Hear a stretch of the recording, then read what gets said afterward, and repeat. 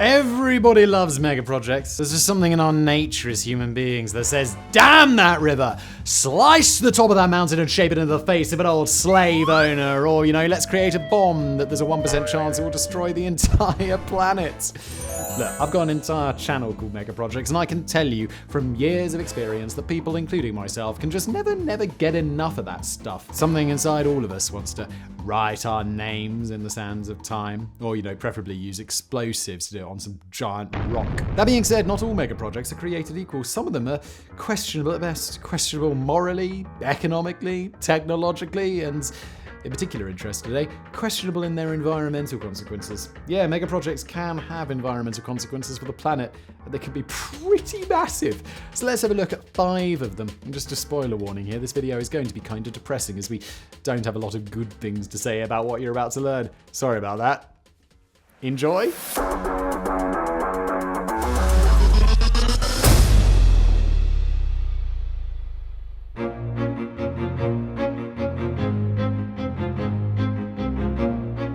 Giant floating gas-spewing Petri dishes. What could be more fun than being stuck on the high seas in a floating hotel full of drunken boomers with a lineup of washed-up comedians and lounge acts and a heart-stopping buffet at every single meal? That's right, cruise companies combine the worst aspects of theme parks with the confinement of a boat on the ocean that you can't leave. And they do it all for the low, low price of destroying the planet and the ecology of every port they call into. And also, if you get sick, you can be locked in your cabin for a week, so that's awesome.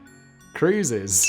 Aside from the carnage of human excess that is riding around in a giant boat while drinking and eating yourself to death, cruise ships also have their downsides. According to the environmental activist group Stand.Earth, cruise holidays that span the coast of Canada from California to Alaska discharge on a yearly basis over 31 billion litres, that's 8.5 billion gallons of waste every year. A campaigner against cruises, Anna Barford, have described them as treating Canada like a toilet bowl. Mixed in with the inevitable human waste of thousands of people on board a floating city, cruise ships discharge oil, diesel fuel, food waste, and sometimes garbage as well, which amounts to a stunning 59,000 Olympic swimming pools worth of foul waste dumped off the coasts of Canada alone every single year. While cruise ships do have onboard scrubbers that are used to separate wastewater from onboard toilets and showers, what many passengers don't know is that this waste is still mostly just dumped unceremoniously into the sea as the cruise ship is speeding between ports, leaving the ecological equivalent of a long brown skid mark in the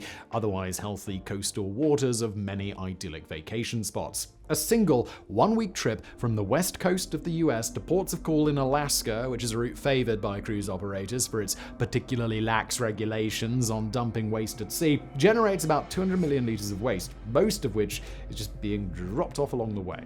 And this isn't all. Cruise ships consume ungodly amounts of carbon-emitting diesel fuel, up to 50 gallons or nearly 200 litres of fuel per mile in the open sea. Collectively, cruise ships generate a shocking 3% of global carbon emissions, and every bit of that is unnecessary for the global economy or human prosperity. They're also devastating to local ecosystems, causing damage to local fish and coral reef populations and contributing to algae plumes which feed on the smorgasbord of refuse that they expel everywhere they go. Well, cruises, am I right? Jesus! I don't normally comment so much in these videos, but this is insane! What the cruise industry?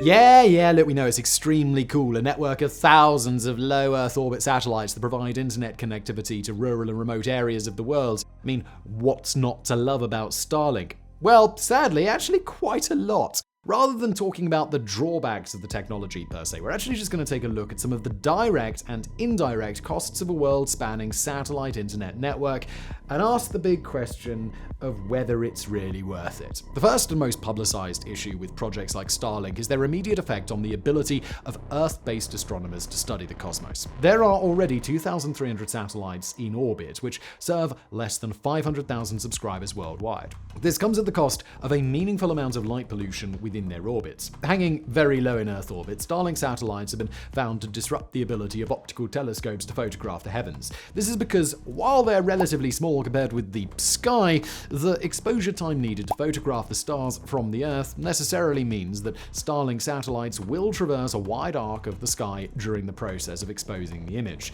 This produces streaks in amateur photos and interference even in professional scientific observation, including those using non-visible light such as radio or even microwave telescopes. This is a particular problem with Starlink because their proximity to the Earth is necessary to provide the ping or data exchange speed between satellites and the ground receiver. As a result, they traverse the sky very rapidly from the perspective of a grounded observer. Interestingly, also because of their extremely low orbits and rapid rate of orbital decay, one thing the satellites are less likely to contribute to is the growth of space junk cluttering up Earth orbit. It's believed that all of Starlink's satellites will remain in orbit for only about 5 years, at which point they'll have fallen low enough into the atmosphere that the loss of velocity will result in their falling to Earth, burning up in the atmosphere. Another issue with Starlink, and perhaps by extension any attempt to blanket the entire planet with high-speed internet, is the potential effect this will have on the choices of humans living on the ground. While Starlink argues that it is offering high-speed internet to underserved customers in rural and remote locations, blanketing the skies with internet satellites may also have the unintended effect of making it more attractive for younger professionals, already attracted to cities, to choose suburban or ex-urban communities that they may have otherwise avoided due to poor services such as low internet speeds. There's also been little evidence so far that Starlink is practical or affordable for truly underserved communities in the developing world. Perhaps that will change.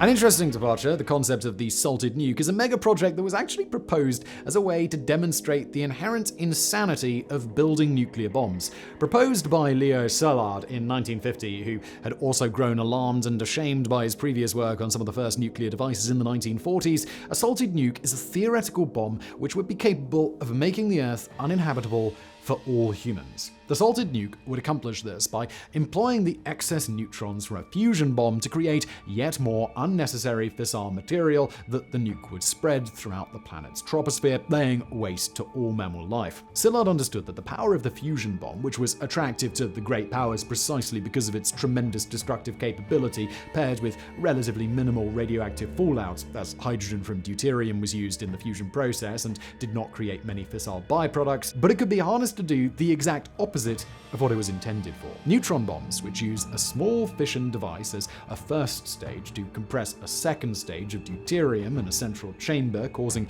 the hydrogen inside to fuse and release massive amounts of free neutrons, are relatively clean bombs compared to pure fission devices, because they use only a small amount of fissile radioactive material to achieve ignition. However, by encasing the bomb in a moderator material that would slow down these neutrons and cause them to fuse with the atoms of a third material such as cobalt, a salted nuke could produce an amount of radioactive fallout far greater than any fission bomb would be capable of. Szilard argued that salted nukes were the inevitable result of the arms race, which is one of the reasons they were featured in Stanley Kubrick's Dr. Strangelove.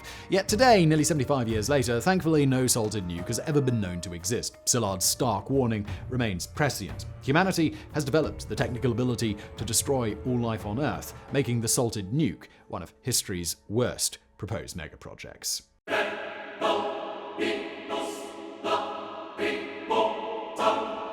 Cotton production is such an integral part of the modern Central Asian economy that school children in Uzbekistan are pressed into service by the state every single year to harvest up to 60 kilograms a day for a period of 2 months. The cash crop makes up nearly half of Uzbekistan's economy, yet 50 years ago, no cotton was grown there. How it all started brings us to number 4 on our list of megaprojects that are environmental disasters. It's the USSR's transformation of nature, a bonkers geoengineering project that diverted the major water sources of Central Asia, principally all of the tributaries of the Aral Sea, to transform the region from a dry, arid steppe into a lush breadbasket and leading world producer of cotton. The plan, first enacted in the 1940s, led in the near term to a drought and famine in 1946 to 1947, which cost up to 1 million lives. And since then, Well, actually, things haven't gotten much better. We covered the incredible consequences of this megaproject previously when we talked about the destruction of the Aral Sea, which once represented 1% of the entire world's supply of fresh water. Today, this man-made disaster is known as the Silent Chernobyl. Oh, and maybe you'll recall a previous video on megaprojects that talked about the K-19 disaster. Well, the radioactive core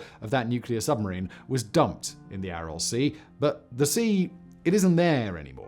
And we haven't been able to find any information on where that reactor is now located. Today, there is no water. So what happened to all of it? Well, tragically enough, most of that water was simply wasted.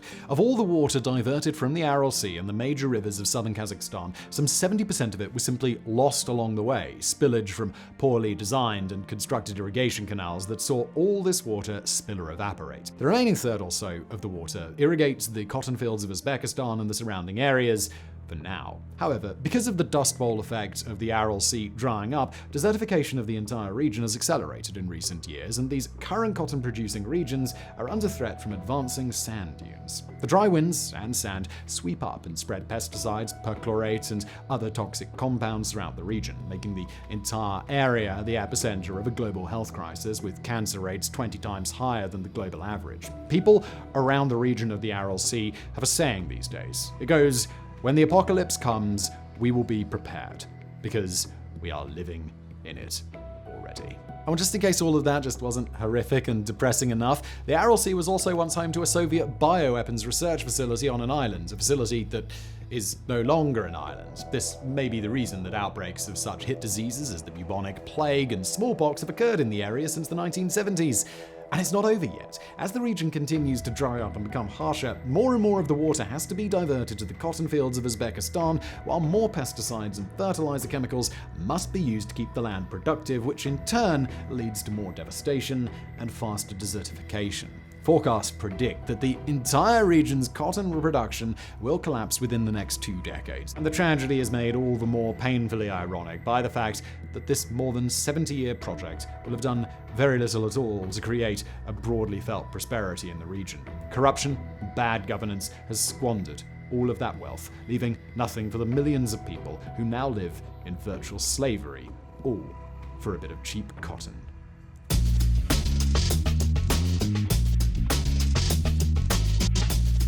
How difficult could it be? You produce oil and gas in places like Canada, Kazakhstan, Alaska, or the Gulf of Mexico, and you send that gas via pipeline to receiving facilities in Texas or Oklahoma or Germany to be refined and used for everything from heating homes to making plastics and industrial lubricants. It's just a pipeline. How complicated can it be? Currently, there exists about 3.5 million kilometers of oil and gas pipelines in the world, spanning 120 countries. A whopping 65% of those are in the United States, with Russia having about 8% for comparison. These long-distance pipelines move all manner of important industrial products besides oil and gas, including ammonia, alcohol, fuel, and even beer and milk in some places. But the vast majority of the world's pipelines send oil and gas. Why so much pipeline? Well, it's partly due to the efforts of everyone's favorite corporation, Enron, who dominated the US pipeline business in the 80s and 90s and popularized the use of pipelines as a cheap alternative to shipping materials by tanker ship or truck. This extensive pipeline network also helped Enron manipulate the international gas market, but that's probably for another Megaprojects video. As you might expect from a network of metal pipes transporting volatile chemicals across the world, day in, day out, accidents can happen. And they happen a lot. Oil and gas contain solvents, particularly if they're composed of volatile aromatics such as naphtha and benzene. Spills can occur for a variety of reasons, from shoddy workmanship along a pipeline to events as innocuous as rock slides or the shifting of tectonic plates or even just simple flooding. However, most spills seem to occur because pipelines simply wear out and rust. Since the pressure of gas or fluids running through 1,000 kilometers of pipeline can go up or down over the span of days or weeks, and because the pipelines are often exposed to the elements where the sections can expand or contract due to heating or cooling, metal fatigue along the rivets and welds of a section can introduce small leaks. If not properly maintained, they can suddenly burst. Pipelines are also vulnerable to electrical storms, vandalism, or even state-sponsored acts of terror or just acts of terror. When a pipeline carrying oil leaks, the oil first pools at or near the surface. As rain or groundwater mixes with the oil, a process known as percolation occurs. As the admixture of oil and its constituent volatile admixtures seep into the underground aquifers where drinking water is found. Benzene in particular is carcinogenic, with the US Environmental Protection Agency estimating that it becomes dangerous at 5 micrograms per liter. However, even water that is not destined for human consumption can lead to contamination when livestock are exposed to oil spills. Of course, pipeline operators could use electronic monitoring to make sure their pipelines aren't leaking, but there's plenty of lobbying against that because it's really expensive. One would think intuitively that a pipeline would be a simple thing to monitor. If the amount going into the pipeline on one end doesn't equal the amount coming out, there is possibly an issue. However, the practical reality is somewhat more difficult. An accumulation of small leaks along a pipeline can easily be missed, and pressure and seismic activity along the route can open tiny leaks that would allow volatile chemicals like ammonia and benzene to leak out, and microfractures which are not always detectable at either end. Pipelines are also far less safe and effective than even the public has been led to believe. Take, for example, the famous Keystone XL pipeline proposed to run all the way from the tar sands of Canada to refineries in Texas. According to TransCanada, the operator, given that the pipeline is expected to operate for 50 years and to cross the Ogallala Aquifer over 247 miles of its 1,170-mile length, the company expects to have 11 to 91 spills over 50 years across the entire pipeline. Each spill, expected to last an average of 14 days, would result in 184 days of exposure to deadly carcinogens to the aquifer over the lifetime of the pipeline. In terms of amounts, this translates to some 189,000 barrels or 7.9 million gallons of oil being spilled into an aquifer which provides drinking water over the space of 50 years. That is from the company's own pessimistic predictions based on a number of actually very optimistic assumptions about new technology, operational efficiencies, and safety measures. However, the Pipelines and Hazard Material Safety Administration of the United States has estimated that the likely spillage rate will be 10 times greater than these pessimistic estimates. So, 79 million gallons of oil dumped directly into drinking water over a span of 50 years. And this agency has good reason for their pessimism. Between 1994 and 2013, the US alone experienced 745 serious incidents or spills across its distribution network for oil and gas, resulting in 278 deaths and 1,059 injuries. The Keystone itself leaked 5,000 barrels of crude oil into Marshall County in northeast and South Dakota. It ruptured again in 2019, spilling 383,000 gallons of oil into the wetlands in North Dakota.